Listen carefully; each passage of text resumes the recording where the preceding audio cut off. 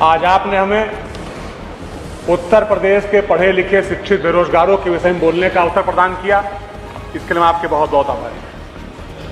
आदरणीय अध्यक्ष जी, हमारा प्रश्न लगा था, उसे माननीय मंत्री जी ने जो अनुपात और समानुपात का जवाब बना करके खेल किया है, उस खेल द्वारा सरकार द्वारा बेरोजगार नौजवानों का भविष्य बिल्कुल अंधकार में होता चला जा रहा है।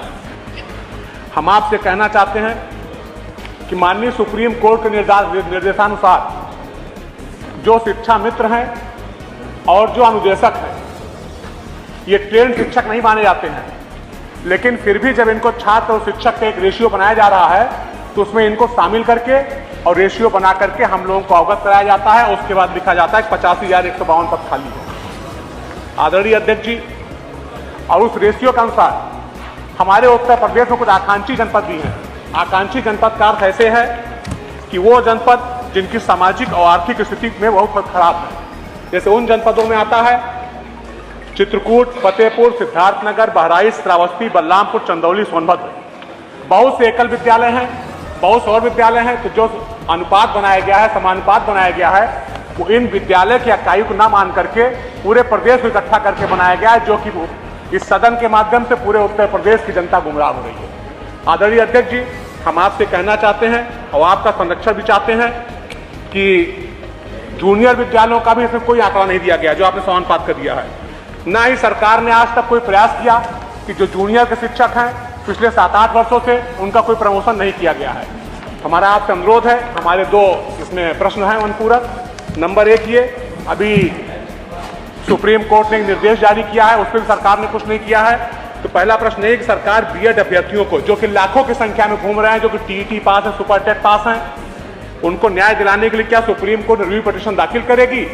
और दूसरा प्रश्न यह है कि माननीय सुप्रीम कोर्ट के अनुसार अगर शिक्षा मित्र अनुदेशक शिक्षक नहीं माने जाते हैं तो सरकारी अफसर उस आंकड़े को सही करें कि कितने शिक्षक हैं और कितने छात्र हैं।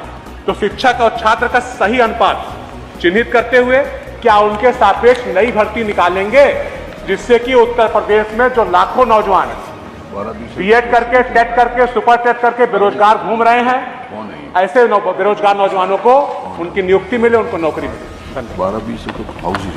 माननीय मंत्री ये जवाब 12-20 तो हाउस ही चलता है। माननीय अध्यक्ष जी, माननीय सदस्य ने छात्रों और शिक्षकों के अनुपात को लेकर के प्रश्न उठाया और वर्तमान में शिक्षा विभाग के अंतर्गत शिक्षकों की कोई नियुक्ति की गई है क्या, उसको लेकर के उन्होंने जानकारी मांगी है।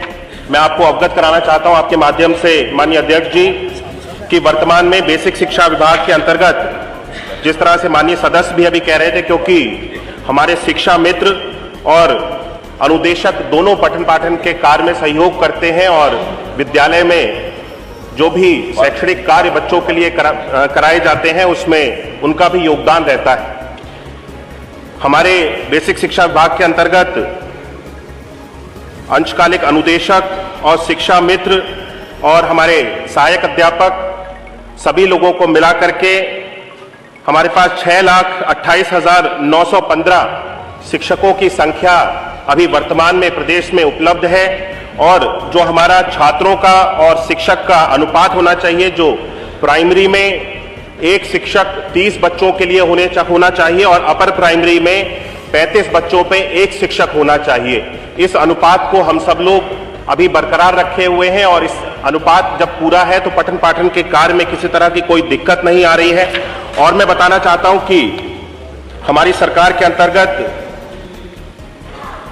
पिछले 2017 से लेकर के अभी तक 1,26,371 नए शिक्षकों की नियुक्ति भी की गई है, जिससे जो शिक्षकों का अनुपात है उसको हम सब लोगों ने बराबर लेकर के आने में हम सब लोगों ने प्रयास किया और शिक्षा व्यवस्था को और सुदृढ़ और मजबूत बनाने का काम किया गया है।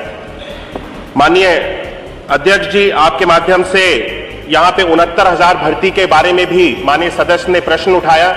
मैं इसके बारे में जानकारी देना चाहता हूं कि 69,000 जो भर्ती की प्रक्रिया है वर्तमान में न्यायालय में इसकी सुनवाई चल रही है और जो भी निर्णय इसका न्यायालय से होगा, हम सब लोग समय के साथ इसमें जो भी डेट्स पड़ रही हैं उस पर हम सब लोग जाकर के सरकार का पक्ष रखा जाता है। हर एक बात को समय के अनुसार किया जा रहा है। जो भी माननीय न्यायालय से इसमें निर्देश प्राप्त होंगे, क्योंकि ये न्यायालय में इसकी चर्चा चल रही है, मुझे नहीं लगता है कि यहाँ पे सदन में इसके बारे में कोई हमें प्रश्न उठाना चाहिए।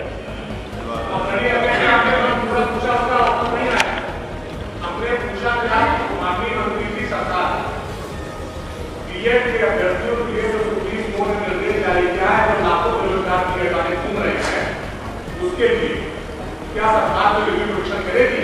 दूसरी चीज, क्योंकि माननीय सुप्रीम कोर्ट शिक्षा मित्रों को अवलेखों को ग्रेड टीचर नहीं मानती है, इसलिए क्या उनको उसमें से माइनस करके और सही संख्या के अनुपात में काम करके शिक्षकों की भर्ती की जाएगी? हमारी मंत्री इसका जवाब देना चाहिए। वे वर्तमान में माननीय अध्यक्ष जी, जिस तरह से मैंने बताया कि अनुपात अभी बराबर है और पठन पाठन के कार्य में किसी तरह की कोई दिक्कत नहीं आ रही है। शिक्षा मित्र और अनुदेशकों के माध्यम से जो पढ़ाई का कार्य है वो किसी भी तरह से बाधित नहीं हो रहा है। अभी वर्तमान में सरकार की कोई भी नई नियुक्ति निकालने की प्रक्रिया अभी प्रक्रियाधीन नहीं है। अगर आने वाले समय में होगी तो सदन को उसके बारे में जानकारी दी जाएगी। संख्या 2 स्वामी ओमवेश जी।